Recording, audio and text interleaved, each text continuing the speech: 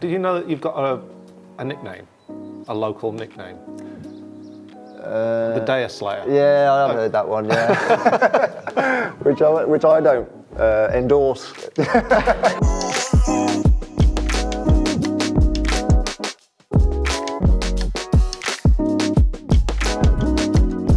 So Dave, thanks for having us down here today. Good guys. So we have basically pitched this as you are the best pale ale brewer that you've probably never heard of. I mean, obviously you've heard of you, but yeah. I mean, how long have you been going, really?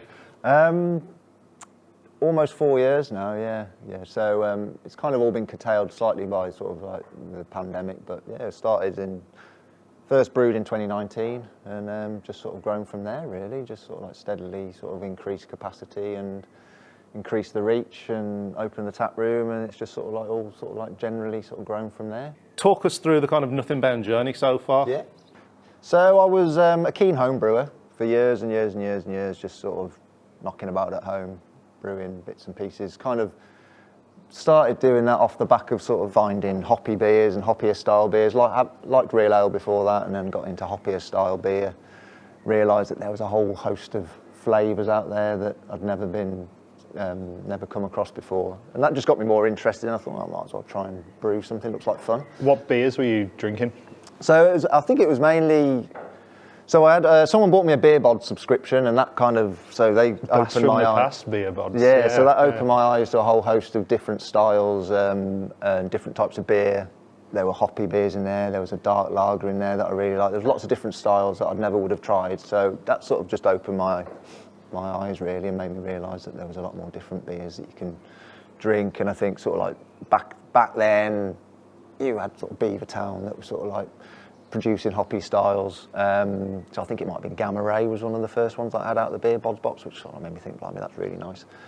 And so I just look. I think that's the first homebrew beer I brewed was like a neck oil clone, and it was awful. But I sort of just, but it sort of like just got me started on that journey really. And I just sort of reached a point where I was really enjoying brewing the beers at home, and then Odyssey Brew Co, which is a brewery down in Bromyard near Hereford. Great brewery. Yeah, cracking beers. They sort of did a homebrew competition. I just sort of thought that was a bit of fun. I entered it, and I ended up winning it. And so I went to brew a beer with Mitch down at Odyssey. That must be about 6 years ago now. Must be ages ago. And sort of got a bit of a feel for what it must be like to brew on a bigger scale. I mean, it's not a huge brewery, but it's like a bigger scale to when you're at home, and it just gave me a feel for it, and it made me realise actually maybe it's possible that I could sort of like scale up a bit. But it was all about location really, where was I going to do it, and it was just so, if you're just starting from scratch, it's quite difficult to find anywhere that you think is suitable. But then I stumbled upon Chapel Farm, which was an old school friend of mine was up here, and they had a spare barn that just about fit for purpose, so that's where it all started really. I just set up. Which is where we are now. Yeah. I mean, it's a beautiful location. Yeah, it's amazing, isn't it? But it's so remote. I mean, you're just out in the sticks and like the foothills of Worcestershire, but you still manage to get people to travel up, and they travel for the beer. Tell us about some of the kind of your clientele, I suppose, because you're not just populated with loads of crafties. You get I get heady mix. Yeah. So it's unfortunately a lot of this is rural Worcestershire, so a lot of the pubs have really struggled in the last sort of few years. So not all have survived. So people's options around here have been pretty limited, and so some really, really good pubs have actually closed. And a lot of those customers have started coming here, and they weren't familiar with this type of beer at all before they came here. And then I have people that, it was like in the middle of January, they're drinking 4 Degree beer, and they're like, I can't believe you've got people coming up here to drink this. They love the beer, and but they can't believe the number of people that would come up here, and it's just opened their eyes to the different type of beers. And it's crazy, yeah, when we've come up as punters as well, no matter what time it is, no matter how cold it is, no matter how wet it is, come up, and it's Ramo. It's absolutely heaving. It's great. I've had river of water down the road before, and there's still been people like this is back when we were doing table service, and people still making But it's so they've all sort of, it's open, and they all love it, and they all not everybody loves it, but like most I'd say the majority of people that come up here that didn't normally drink this type of beer have sort of like been converted. Definitely. You've got a load of experts now as well. Yeah, they've all got a view on whether they like it or not, which is fine. It's been. I know that's been.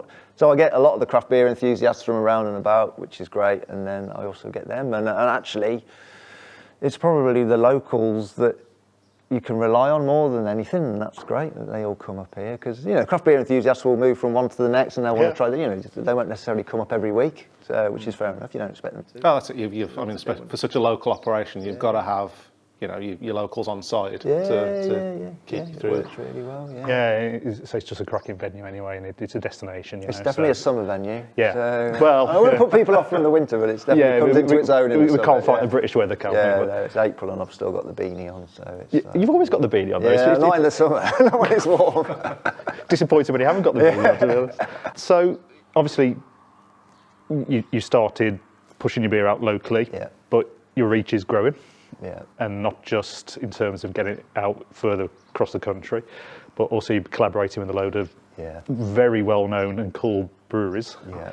Take us through who you've collaborated with. I still don't quite know how that's happened, but so DEYA was my first collaboration. That's a massive win, isn't it? Yeah, which blew my mind. And, Did you know that you've got a nickname, a local nickname? The DEYA Slayer. Yeah, I have heard that one. Yeah, which I don't endorse. But it's a cool nickname. It's a cool name. Anything with Slayer in it. Yeah, but I was. I remember sitting with the social media person at DEYA, and I thought, oh God, they're going to spot the DEYA Slayer.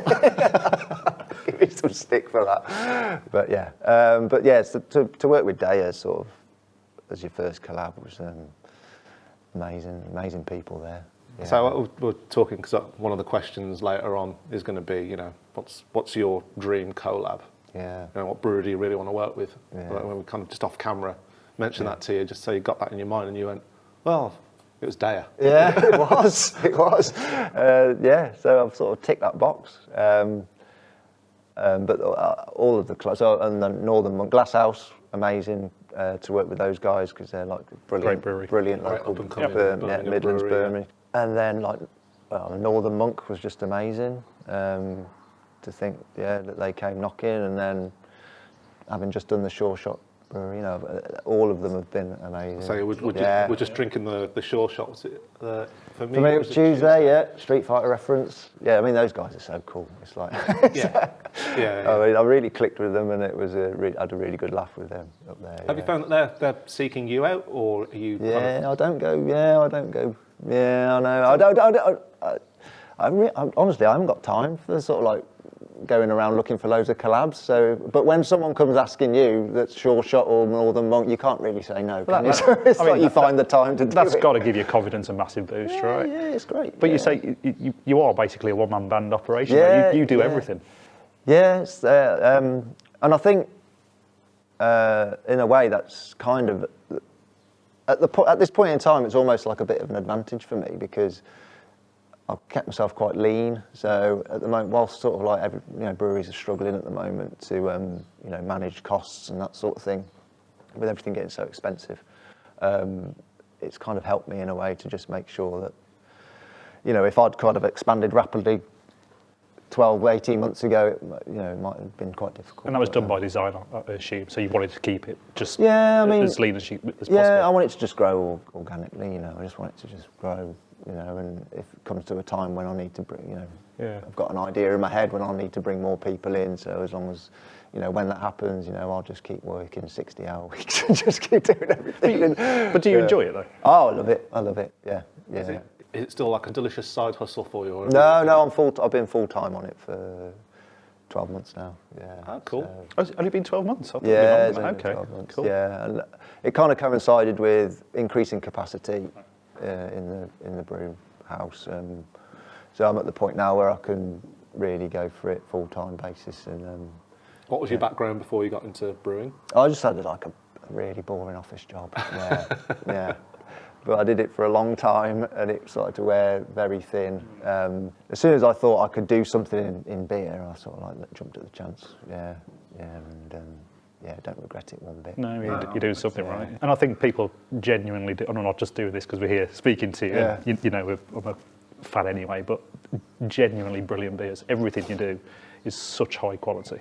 Cheers. It's just so good. Yeah, I think that's the thing, really. The first time I had Nothing Bound, 2020 it would have been, or 2021 maybe, when you went into Crowlers. Yeah. So before that, I think, other than coming up here, Yeah. I don't think you were able to get hold of your stuff anyway. Yeah. But then you started doing like Crowler drops at the local bottle shops, and they flew. They were having to go like pre-orders and stuff. And I remember being in the shop one day, and you were like, "Do you want one of these Crowlers? Because if not, you know, they're not going to last long." And I was like, "Well, you know, who are they? Who's it's a man in his shed." A man in a shed and his hat. And I was like, you know what though? It's coming in it's like 500ml cans. Yeah. So I was like, you know what? Good value. Yeah. Whack one in. Had that, and like just when it poured out, I was just looking at it, it was that sort of colour and consistency and thickness, and I think it was it Structures or Structures, I think was the one, and there was also Connecticut. Yeah. I was just, fuck me, I've got to get more of this. Yeah. Connecticut's a great beer. Yeah. It's a personal favourite. It's the only one that I've brewed. I think I've brewed it 5 times now. Yeah, it's getting brewed next week, by the way. Brilliant. Same recipe? Yeah. No tweaks? I sort of like flip between cryo hop and T90. So, but I think the cryo hop is probably gives it the best finish. The last couple of batches I've been using cryo. Tell us a bit about your hop selections, because obviously you're very well known for your pales, your hazy pales, and your IPAs. The hops that you select for those pales, it's very southern hemisphere kind of. Recently, it's been Southern Hemisphere focused. Yeah, I think I've kind of working with Tom, because Tom's like on the photography for the cans. Tom kind of inspired me a bit with like the travel theme. So I thought, well, I've got to do a bit of like Southern Hemisphere stuff. So that's kind of like, but I was already addicted to Nelson by that point. So I was sort of, I'm always going to put Nelson in That's a beer now. these beers. I was gonna say, put that one on the list, yeah. And so it's just going from there. Really, I've always like used a bit of Rewaka, a bit of Motueka, you know, a bit of those sort of really nice. It's interesting when you kind of look at the kind of hop selection in some of your beers. You do not hold back. It's very rarely that you'll find like a single hopped beer, or just even one with a 2. Usually it's got 4 or 5 different hops in. You really kind of go to town. Yeah, I have more recently. I think because there's only so many combos you can do. So I think actually, I was brewing a lot of beers with 2 hops in, and then lately I've sort of like mixed it up a bit more and used a few more hops. I think I'm probably going to dial it back a little bit again now. I think there's a danger that you sort of that they might sort of compete with each other a bit too much. But I don't do test batches or anything like that. So it's sort of if it doesn't work, it doesn't work, and I'm like, well, okay, fair enough, and it's a learning experience. So I think you're constantly on that sort of mission to try and find the ultimate hop combo, which you never will, because That's the game. that's the game, right? But you That's always want to think, oh, maybe if I did brew with these, maybe if I did throw a bit of that in and a bit of that in, maybe it would just do this. And you never quite know what's going to happen. And that's what I love about it. You know. Yeah. So what are you brewing on? What's your kit setup? It's a 6-barrel kit. It's a really, really basic Dave Porter kit, but it works. It does its job. I don't have any issues with it. I've had to modify it quite a bit to do bits and pieces with it, but apart from that, it works really well for me. And then I'm just sort of limited by cellar space, really. I was going to say, what is that the limitation that you're facing at the moment? It's just the venue. Yeah. So I've pretty much maxed out that brew house now. I can't fit any more tanks in there, so I'm sort of like talking to my friendly landlord about getting some more space for some more tanks. And right, here? Yeah. So some kind of expansion going on this amazing So what I've barn. told everybody, there's a barn there, there's a boat in there at the moment. Yeah, this is the highest point in Worcestershire, and there's a boat. So once the boat goes, which is fingers crossed it's going on the 1st of May. You need that bad weather to come. The water going down the hill. Yeah.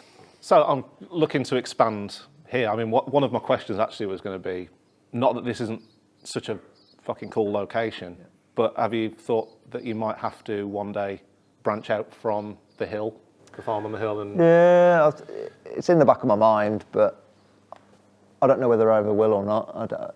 I kind of would like to just stay here, really. Stay here. I mean, it feels like it's synonymous, though, doesn't it, with the nothing Bound brand, really. I It's love it up this here. little venue, and Yeah. it's amazing. Yeah, I mean, if I can get some more space next door, then that will help massively. That would be enough to sort of keep me going for another 2 or 3 years, really. And just depends how big do you want to be, you know. Obviously, talked a bit about your brew setup, but and obviously your background isn't really in brewing, so arguably a guy from Bewdley has no right to be brewing such great beers as you do.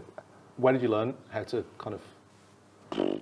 Just from the internet, various places. I learnt a lot from Mitchell when we brewed, but yeah, I've just there's no great mystery to it. I've just found a niche. Yeah. I think there's just certain data points in your process where you've just got to make sure that you hit those data points, you know, around your pHs and your mash. You know, there's only certain things you can get wrong.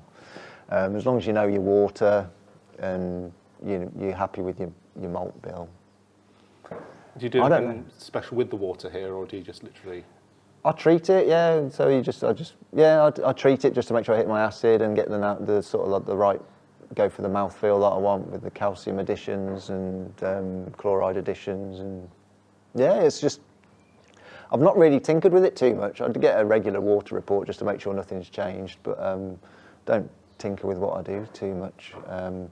It's more sort of like on the cold side hop side additions that I sort of like fiddle around. And so advice to aspiring brewers: don't tinker around once you've found something that works. Yeah. I mean, you can become obsessed with process, and you can, you know, there's certain times when I've thought I could do this slightly differently, or if I've seen, you know, on the collabs I've seen like there's loads of different ways of doing things, and I have sort of like adapted certain stuff that I'm doing here to you know, from what I've learned from those collabs, because that's what it's all about. But I haven't tinkered too much. I've thought, well, there's a danger that if I do, it would just change the beer. And something's working, isn't it? Yeah. So yeah, why would you? Yeah.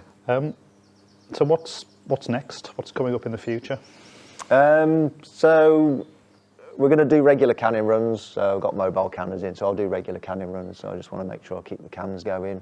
Do you can on site here? Yeah, they come on site. Yeah, it works really well. Works really well for me anyway. I love the guys that come. I'll have the same crew every time, so they're really good. So keep doing that. So hopefully expand capacity a little bit so I can produce a bit more beer. Hopefully do that before the end of the year. But yeah, just keep. Yeah, I don't think the tap room is really good. So just keep this, you know, keep the vibe of the tap room going. But yeah, it's more about just producing a bit more, just so I can. There's a lot of demand out there, so if I can fulfil a bit more of the demand, then that would be great. Yeah, because we know a few people who, up north, for example, or very far down south, who have heard of Nothing Bound but struggle to get hold of Nothing Bound beer. Yeah. So I guess you want to stop reaching those far corners now, don't you? Yeah. Not that Manchester's a far corner of anywhere really when it comes to beer, but for example, you know, it'd be good to start pushing into those territories, I guess. And like, I've got a really good local following, so a lot of my local customers, they have to have first dibs on everything. Yeah. And then, keep it that way, please. Yeah, and then it's sort of, once they've had what they want, then the rest can go elsewhere. But it's sort of like those sort of places that I've worked with over the last sort of 3 or 4 years. You know, I need to make sure that they still get their beer first. Yeah. At the time of filming this, in the not too distant future, a couple of weeks away, you've got your first dipper being brewed. Yeah. So how much of that is going to be made / available? Because I don't know when this video will go out, but I mean, it could be almost tying in line with, you can find it here. Yeah. It's not going to hang around. It's a very limited batch. I'm still yet to talk to the bars that I want to see if they want to put it on draft. There's going to be cans, but not many. so yeah. But that works for you, right? So yeah. I know it seems like a bit of a cynical marketing ploy to keep a limited run on stuff, but you know that works well for the size of brewery you are, right? Yeah. And as you say, you really want to appease and please your local customers and your long-standing customers as well, which I think is really appreciated. So you know, I think there'll be a queue for the dipper. Yeah. Well, I mean, the local bottle shops will get some. I'm sure we had to sling some Hall's way. But it's just got. But I sell quite a lot direct, straight from the tap room. So it's sort of I don't. I suppose for many people, it might be their first try of a dipper. Yeah, up here. That's true. Yeah. I know. I'm gonna have to watch people. Tapping up that audience that don't usually, Yeah, but it's going to be a good, exciting time. Yeah, Hopefully it gets well received anyway. I think certainly our customers over at Hall and our friends have been going, Dave, do a dipper, do a dipper for the best part of about 2 years, I think, really. So Did you ever I'm say really looking forward never to that. doing it? Did you ever say that? No. It's like, when you just chat in the pubs and stuff, and like you get. I was mentioning that we're coming up and filming, and one of the guys that I was talking to was like, I mean, he said that, but I think he's also said that he's never going to do one. I was like, well, I don't know. I'll ask him tomorrow. I might have said that. I don't know.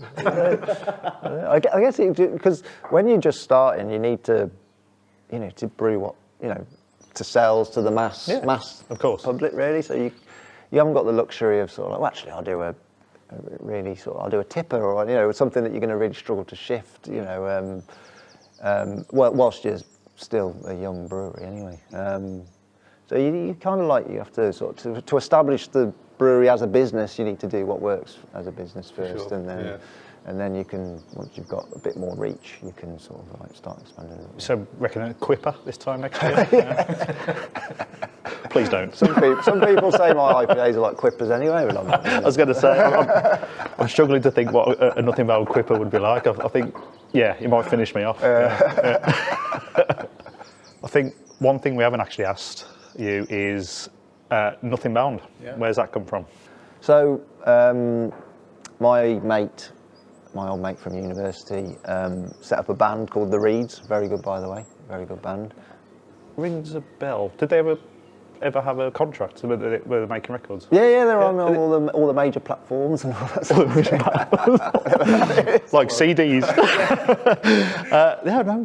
Rings a bell. Yeah, they've released a couple of 3 albums now, really good. And anyway, they've got a song called Nothing Bound on their first album, and there's a lyric in there that says "Nothing says you shall be bound," and that's I really like that. So I always thought, well, I like the idea of sort of like freedom to do whatever you want. Aspirational. Yeah. So and they don't seem to mind me using it. So I haven't had the lawyer's letter yet. So I don't think my mate would do that to me. No, we don't not. I mean, just touching on your branding, you've got a very almost like complexity through simplicity style. You've got this black and white kind of design. The beer names kind of feed into place names? Sometimes, yeah. I mean, a lot of it is music inspired, so it depends what I'm listening to at the time. I'll sort of like pick a lyric out of a song or something like that, or something that relates to that song, or it'll be, all place names, So I've named a beer after some local spots around here. Obviously Connecticut is a bit further afield because I've got a love for Connecticut and that sort of thing. And it depends what I'm doing at the time I'm brewing the beer, really. Is Connecticut a reference to did you go there and perhaps get into beer over there, or was it? Not really. It's just that I only sort of like this. It's not that interesting, but I just drove through it once when we were driving from New York to Boston. We were on a holiday, and and I just loved the landscape and that there. And just loved the feel for Connecticut. So. Yeah, and landscape. Obviously, your kind of the kind of branding style that you go from, the pump clips and on the cans, although I think you've had a bit of a rebrand since with the bird designs, but you kind of have this like topographic, the lines and stuff. Rashid, who I work with on that sort of stuff. Rashid is, I'm going to give him a shout out. The upright one. We use him for our branding as well. He's absolutely brilliant. Yeah, he's great guy, he goes under the upright one. That's it. As his moniker. Yeah, he's fantastic. He does a lot of branding work for breweries. He does, he's very good. Yeah. He's a really cool dude. So we just sat down together and I think because it was called Nothing Bound, we just got onto sort of like maps and and thinking about you can go anywhere and all that sort of thing. And then we started looking at contours, and we thought, we could use contours, and then we thought, we could use contours for the local area, and then that got a little complicated. So we thought, we could just use some sort of general contour, and it's just any contour. And it's just kind of like grown from there, really. Yeah, so the contours feature a lot, it just really works. And obviously, more recently as well. Obviously, that's kind of elaborated more into, you've got like the bird designs and stuff that feature on there now. Yeah. But then also local artists or photographers that you've started working with as well. Yeah, so started working done a series of cans with Tom Bowen, who's a local photographer, works at the Hop Vault. Absolutely love working with him on that, and his photos are amazing, and they look great on the cans. So it's just like you could.